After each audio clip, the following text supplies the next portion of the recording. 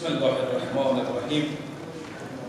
در قدم اول درود می‌فرستم بر روان پاک همه شهدای مردم افغانستان، علت خصوص در یک سال گذشته که به خاطر عزت، آزادی و عدالت جان خویش را فدا کردند. روحشان شاد و یادشان گرامی باد. در عین حال و مردم خودم آفرین باد میگم که در این شرایط سخت با امید، با انگیزه هنوز ادامه میدن و امیدوار هستم بار دیگر طعم آزادی و عدالت را همه بچشیم. تشکری میکنم از مرکز مطالعات استراتژیک افغانستان و خاطر تداوم جلسات مهم کنفرانس امنیتی هرات و در این حال لازم است تشکری بکنم از مرکز مطالعات افغانستان و منطقه تاجیکستان به خاطر میزبانیشان و در این حال از دولت و رئیس جمهور تاجیکستان که از ابتدا با درک درست و شناخت دقیق از اوضاع افغانستان تاکید بر پیدا شدن یک راه حل سیاسی و صلح‌آمیز و به خاطر برقراری صلح و ثبات در افغانستان که زمینه صلح و ثبات را در منطقه فراهم میکنه تشکری بود.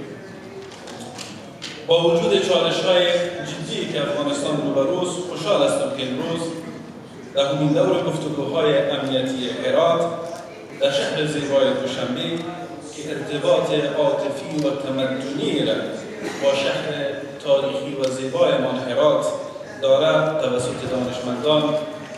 پالیسی سازان، دیپلمات‌های محترم برگزار می‌شود. این گونه گفتگوها ریشه در فرهنگ کهن و مشترک همه ما دارد و تلاش مشترکی است برای پیدا کردن راه حلی برای درد مردم افغانستان. صحبت مختصر خویش را از سالهای اخیر قبل از سقوط دولت جمهوری اسلامی افغانستان آغاز می‌کنم. در مدت 1.5 سال گذشته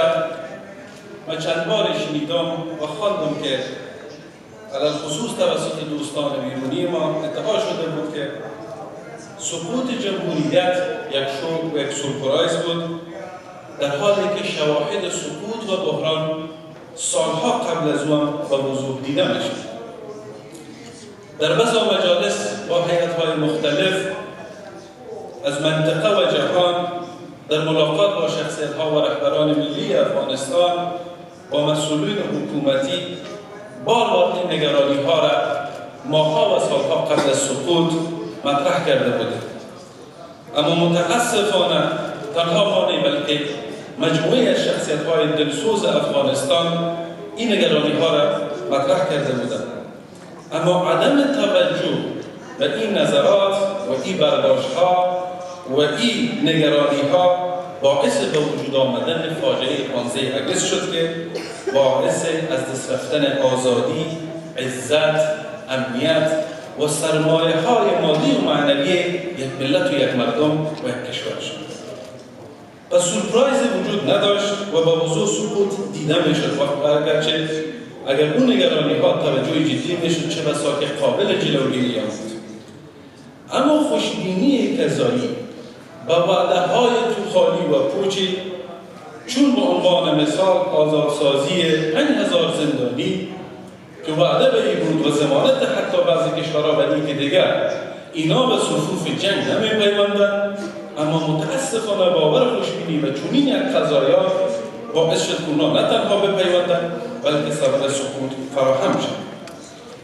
این را به این خاطر می‌بینیم که امروز در مجموعه نشست دو روزه صحبت‌ها و نظرات بسیار خوبی توسط اندیشمندان مطرح شد که یک نگرانی‌های جدیدی را و عمیق دیگری را مطرح می‌کنند که باید توجه جدی به اونا صورت بگیرد. بعد از سقوط جمهوریت و در نتیجه تسخیر نظامی کابل و ادامه سیاست زور خشونت توسط طالبان،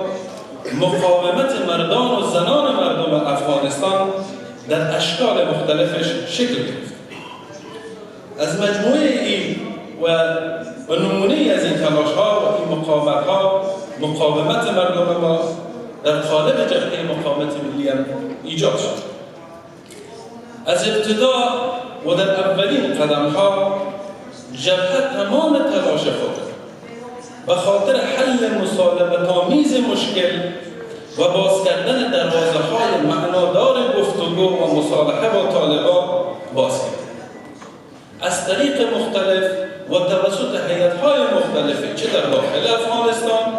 و چه گفتگو و صحبت‌ها در بیرون افغانستان. اما به نقطه‌ای رسیدیم که امروز منطقه و دنیا تقریباً به اون نقطه رسیده که متاسفانه جز ناامیدی چیزی دیگری نبود و ما دریافتیم طالبان نه تنها این تغییری نکردند بلکه هنوز به سیاست تکراری، تحجر و سیاست استبدادی خیش بیشتر تاکید می‌کنند. خواهران و برادران، در 28 سال گذشته طالبان ارزش‌های اسلامی، فرهنگی و انسانی و اصول مندرج در منشور ملل متحد و اعلامیه جهانی حقوق بشر که افغانستان عضوش است به طور هدفمند نقض کرد. قطعنامه مجمع عمومی سازمان ملل در مورد افغانستان که 3 هفته پیش به تصویب رسید نگرانی عمیق خود را نسبت به تحولات و نوسانات در افغانستان از زمان تسلط طالبان نشان می‌دهد و اذعان دارد که طالبان کشور به شرایط وخیمی پیش بردند و خود تأیید است ولی ادعای ما که متاسفانه تغییر صورت نگرفته و برخلاف انتظار همه ما متاسفانه روی کرده که انتظار داشتیم اونا تغییر بکنن پیش نیامد. این بار نیز نگرانی‌های جدی در قسمت تداوم شرایط وخیم فعلی افغانستان وجود دارد که بسا موارد آن توسط اشتراک کنندگان محترم و اندیشمندان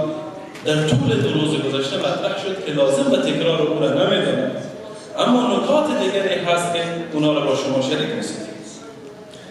امروز افغانستان در عمل تبدیل شده به یک مرکز آموزشی و سربازگیری برای گروه‌های تروریستی منطقه‌ای و بین‌المللی و یک زندان کلان برای مردم مسلمان و مردم مظلوم افغانستان که متاسفانه این مسئله در نتیجه اعمال مستقیم طالبان بوده. مردم افغانستان، کشورهای منطقه و جامعه جهانی که تلاش‌های پیگیری را در راستای ترغیب طالبان برای تغییر انجام دادند در مدت 1.5 سال متوجه شدند که نتیجه نداد. متاسفانه طالبان برخلاف آموزه‌های اسلامی و ارزش‌های پذیرفته شده جهانی روش‌های افراطی، ظالمانه و باورهای شدید خود بالای مردم تحمیل نمود. اما قسمی که شما می‌دانید شهروندان کشور ما و ویژه بانوان ما از حقوق ابتدایی خویش محروم است.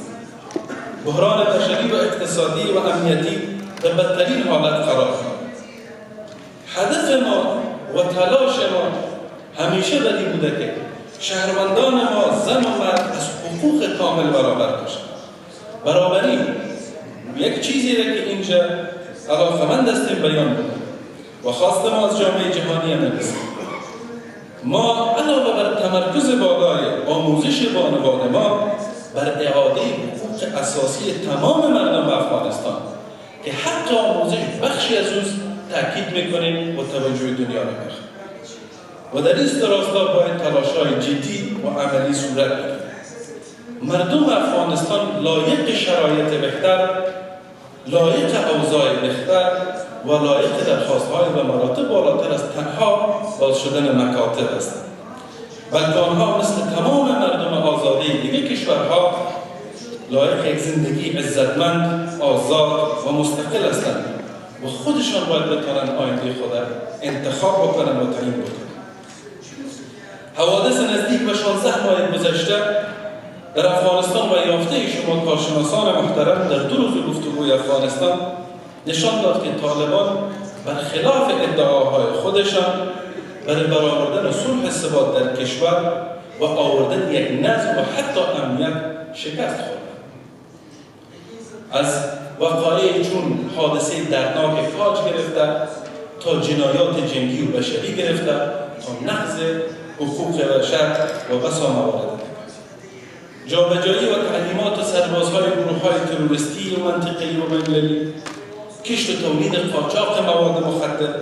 ترور و ناپدید شدن نظامیان و کارکنان دولت سابق، بازداشت‌ها و شکنجه‌ها و محاکمه‌های صحرایی،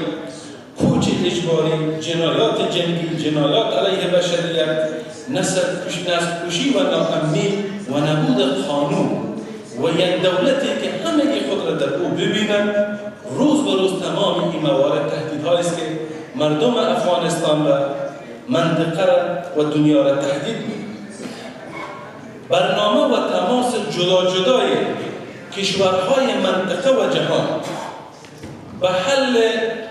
و برای پیدا کردن یک راه حل تکتیکی امنیتی نه تنها راهگشا برای حل مشکل افغانستان و آوردن صلح و ثبات در افغانستان و در منطقه و جهان نیست، بلکه در دراز مدت خطر تقابل منافع و تداوم جنگ و نارامی را در افغانستان بیشتر می‌سازد. اگرچه در ماه‌های اخیر تلاش‌های منطقه‌ای و جهانی در فرمت‌های مختلف به خاطر اجماع و هماهنگی بیشتر برای حل بحران افغانستان شکل گرفته که ما از استقبال می‌کنیم، اما باورمند هستیم که هماهنگی بیشتر و تداوم چنان تلاش‌های نیاز است به رسیدن به یک اجماع کلان برای حل مشکل افغانستان. و ما حل معضلات و نگرانی‌های مطرح شده را بار دیگر تاکید می‌کنیم در تعاملات تکتیکی جدا با طالب‌ها چه توسط منطقه و دنیا نمی‌بینیم، بلکه حل مشکل اساسی افغانستان نگرانی‌های متعدد منطقه و جهان را در ایجاد یک مکانیزم همکاری‌های منطقه‌ای و بین‌المللی برای حمایت و همکاری با مردم افغانستان برای تأسیس یک نظام غیر متمرکز، مشروع و منتخب می‌دهد. و اون نظام است که میتونه یک همکار واقعی و استراتژیک برای منطقه و دنیا قرار بگیرد برای حل تمام نگرانی‌های چون نگرانی‌های تروریسم، نگرانی‌های مواد مخدر، مهاجرین و بسا موارد. تا وقتی که یک گروه کوچک بالای مردم افغانستان حکومت میکنند که نه مشروعیت دارند، نه صلاحیت دارند و نه حمایت مردم دارند، تعامل با اونا به هیچ عنوان رهگشا نخواهد. گسترش مقاومت و ایستادگی بانوان در داخل، شکل‌گیری اجتماعات و اعتراضات و جریان‌های مخالف طالبان در بیرون از کشور، نشان دهنده هرچه بیشتر نارضایتی جدی مردم افغانستان و نارضایتی نخبگان کشور از شرایط فعلی کشور است و تلاششان برای پیدا کردن یک راه حل. اگرچه بار این را شنیدیم که اختلافاتی وجود دارد، تفاوت‌های شاید تفاوت دیدگاه در رویکرد باشد، اما در طول 1.5 سال در تعاملی که ما با جریان‌های مختلف، نخبه‌های مختلف و احزاب مختلف داشتیم به یک مسئله رسیدیم که در اصول اکثر جریان‌ها، اکثر نخبه‌ها، اکثر ظرفیت‌های مردم افغانستان متحد هستند، یک فکر هستند و باورشان بر این است که شرایط موجود ادامه که غیر قابل قبول و باید نظامی بیاید که مردم تعیین سرنوشت خود بکنند و مردم انتخابشان و به سرنوشتشان به ترتیب انتخاب آنها باشد و تلاش برای اجماع هرچی بیشتر داخلی توسط قوت‌های مختلف جریان دارد و کوشش هم نیست که هرچی سریعتر به اجماع کلان داخلی نیز انشاءالله برسد. باور ما به است که ترکیب از مقاومت‌های مؤثر سیاسی، مدنی و حتی امنیتی در برابر طالبان و دیگر گروه‌های تروریستی که شامل فداکاری زیادی هم هست، شرایط واقع بینانه را برای مذاکرات معنادار، مصالحه و دریافت یک راه حل‌های دائمی برای موضوع بنیادین افغانستان مساعد می‌سازد. و در این راستا برخلاف نظریه‌هایی که باید قوت موقف قوی یا ضعیفی ایجاد شود و وجود بیاید، ما باورمند به مذاکره از موقف ارزش‌ها و باورها و اصول‌ها هستیم. در این حال برای خلاصه کردن صحبت‌های خود برای نجات کشور افغانستان از شرایط فعلی، حل مشکلات جدی کشور، پیدا کردن راه حل برای نگرانی‌های امنیتی منطقه و فرامنطقه رسیدگی به حالت بحران بشری فعلی افغانستان اجماع داخلی که در حال ایجاد شدن است و چنین فرمت‌های تلاش‌های چون اینجا تلاش‌های چون تلاشی که در ویانا صورت گرفت، تلاش شخصیت‌ها در انقره برای ایجاد جبهه شورای عالی مقاومت برای نجات افغانستان و بسا تلاش‌های دیگری که انجام شدن کل برای اجماع داخلی بوده. همچنین نیاز برای اجماع منطقه‌ای و جهانی است که روی یک مکانیزم مشخص بره بدل یک گفتمان کلان و در نتیجه او یک انتخاباتی که مردم خود تصمیم میگیرن سرنوشت خواهد. اگر که طالبان و این دیدگاهی هستند اونا نماینده واقعی مردم افغانستان هستند، اونا نمایندگی از ملت میکنند و محبوبیت مردمی دارند، بسیار یک پیام واضح قبول بکنیم انتخابات با نظارت سازمان ملل جامعه جهانی، ببینیم که مردم